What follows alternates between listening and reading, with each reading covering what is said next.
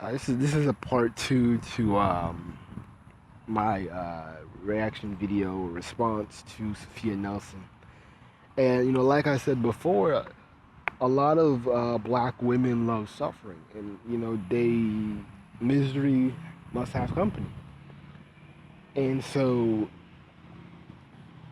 they refuse to see the light or to venture into better possibilities or better options. Just like the YouTuber, the Omo show. She's still fresh to have an abortion or, put her baby up to adoption. And, this could have been a good opportunity for her to, to focus on school, get out of the hood. But nah, she didn't want to do that. What she watched so many Tyler Perry flicks and heard all the stories of the single black woman with 6 kids becoming a billionaire overnight, and so she wants to be the one to carry the mantle of all that bullshit. A lot of these females, man, they don't listen. They don't freaking listen for nothing.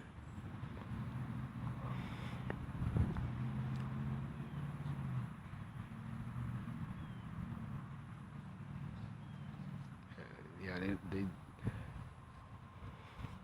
they don't want to listen. So they'll be single and unhappy forever. And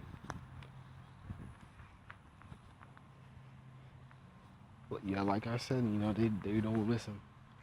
And they'll carry that mantle of strong and independent, but they'll fail, and they don't listen.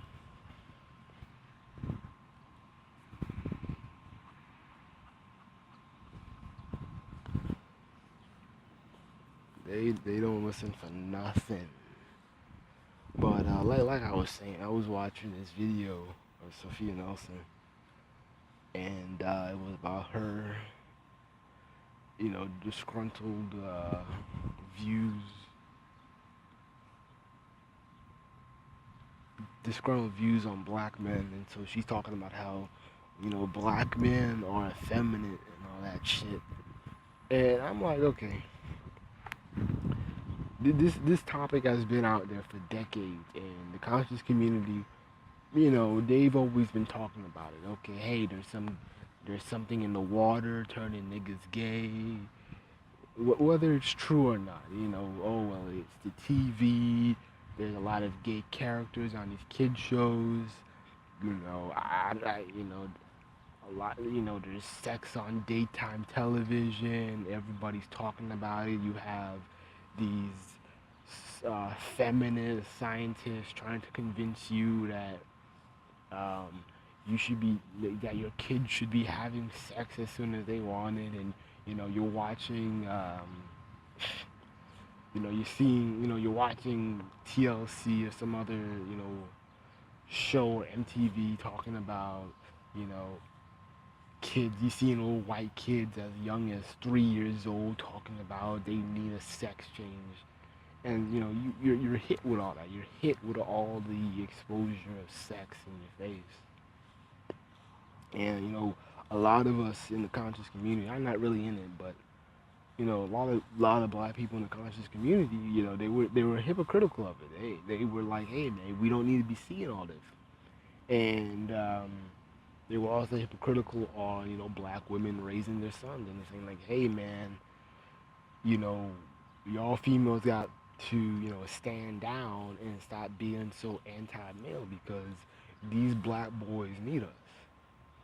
And as much as y'all think y'all know what men are supposed to be, y'all aren't doing it right. You know, you're trying to make black men respect black women, and you think surrounding them by women 24/7 is gonna fix it, and now all of a sudden you're wondering why your son, who's never been in the presence of men older than him, is a sexist pig. Don't take care of his kids. is abusive, and you're scratching your head like, damn, I raised this nigga in the church, or he's been surrounded by strong, independent women, and I'm baffled that he's this monster or whatever. Well, if you wanna guess why he's not an ancient, why he's an ancient dude is, it's because he is, he didn't see men in his life, and he saw women living fine, gloating about their independence and how niggas ain't shit. And so he was like, okay, hey, I'm a black man, and I can leave, women with 2 kids. I ain't gotta take care of it. I ain't gotta do shit. And boom, he saw, he wasn't, and these kids are not motivated. Like I told, a couple of my female friends is that, y'all are kind of sending a bad message to, black boys because, they don't have to do anything. They don't have to, um, their swag is enough to impress you. It's not like the old days to where, your father or, like what you see in like 50s movies and TV shows and shit like that, to where, you see the white family and, back in the day, a lot of the shows were patriarchal. And so, when it comes to the daughter dating, um, when it came to that, bringing, a guy in the house, a boy in the house, the dude was like, hey man, do your work, what's your family like, where you're from, now you don't see that anymore. You don't see that in shows really, or to where it's effective. It's just, yeah, that's another topic within itself. But anyways, how many black boys are worried about impressing their girlfriend's dad, when they break into the family that they're dating. Nobody really.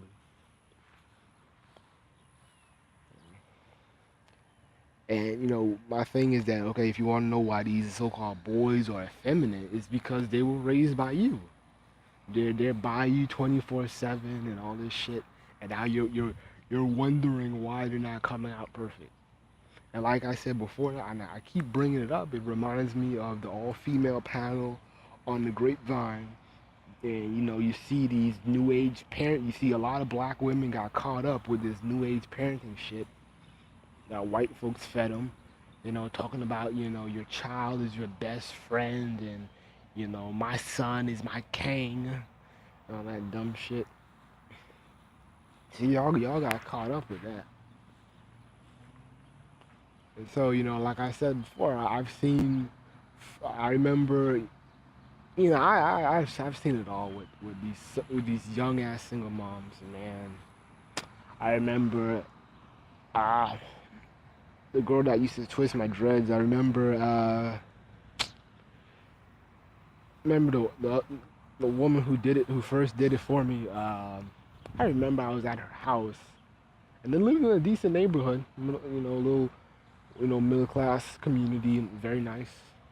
And I remember they were talking about going to the club, and I'm like, this girl is fucking 12. What the fuck? Like, they talking about they need to wear matching outfits or some shit. And I was like, this is fucked up. But the most fucked up, case that I've ran into was my second hairdresser. The girl that did my twists, my dreads for me. She was just, a single mom, you know,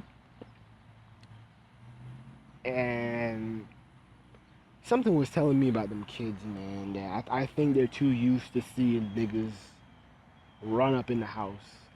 And I don't know if she was having sex with these dudes. I want to say no, but then again, I don't know. But her kids were one of the most disrespectful motherfuckers I ever met. And I'm sorry to use that language to describe kids, but those kids were just very disrespectful. They were a headache, a freaking headache. From the daughters to the older to the the supposed man of the house. The only man in the house is the girl's nephew. So the hairdresser's brother, and I couldn't freaking stand it, man. That apartment was just, it was hectic. I remember just kind of my ears bleeding, feeling like they were bleeding. Not literally, but figuratively. Like I can feel my ears wanting to bleed out from the noise, the arguments, the crying. It was ridiculous. And I think I've only went there like 4 times, and I really didn't even want to go. Sometimes I was just like, I'll just say, hey man, if my hair's a little frizzy, let me wear it out one more week. It don't look too bad. I ain't seen dandruff. Let me just kind of wear it out one more week. Cause it was really that bad. I did not like going there. You know, it was just a very sad place. And like I said before in another video, the way that those little girls talk to their uncle is disrespectful. They do not see him as an authoritative figure. They just see him as a nigga. Not even as a relative. They just see him as a nigga. They don't call him uncle. They don't address him properly. He's just a nigga. And I was like, that house was a fucking wreck. That place was a fucking wreck. And I would say, I remember the last time I was there, man. The boy wanted to go outside, and it's not like he was doing anything wrong or he was causing trouble. I mean, like, shit, just let the kid go outside, goddamn. But man, they just yell at that dude. They just talk down on that dude, man. And they would have him like do errands, and I think he's retarded. And that just makes it worse. But man, they'll make that dude do errands, and they would just yell at him. He's slow, and because he would have to call them twice, like, hey, I'm at the drugs. I'm at CVS. Do you want the Reese's Pieces or the M&Ms? And then the grandma would be like, boy, I told you to get the fucking Reese's Pieces. I don't even eat M&Ms. Okay, so you want 2 M&Ms? Boy, you heard me. I said I want Reese's Pieces. Okay, I'll get the M&Ms. Call.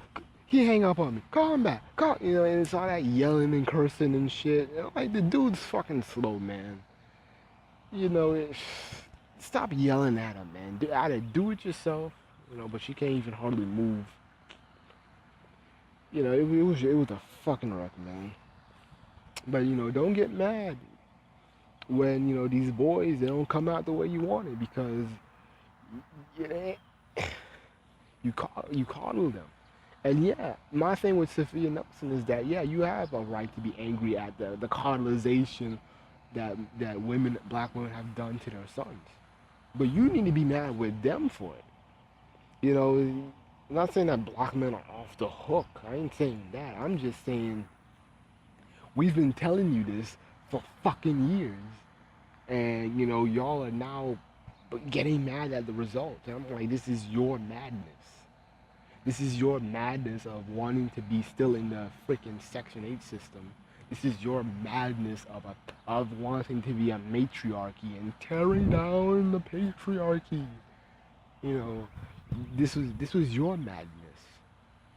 This is what you wanted. You wanted niggas to live by the sword, die by the gun. Blow each other's brains out, just so you can put a little drug money in your fake Gucci purse. This was you. Not saying it's all your fault. Yeah, niggas should have common sense.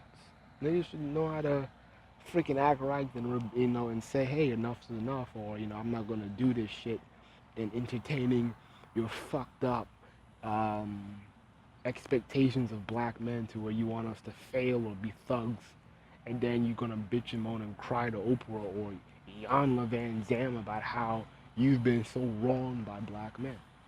Nah, we're not gonna play that game anymore, and I'm not gonna fall for it. Nah, I'm not gonna fall for it. But I'm gonna make part 3.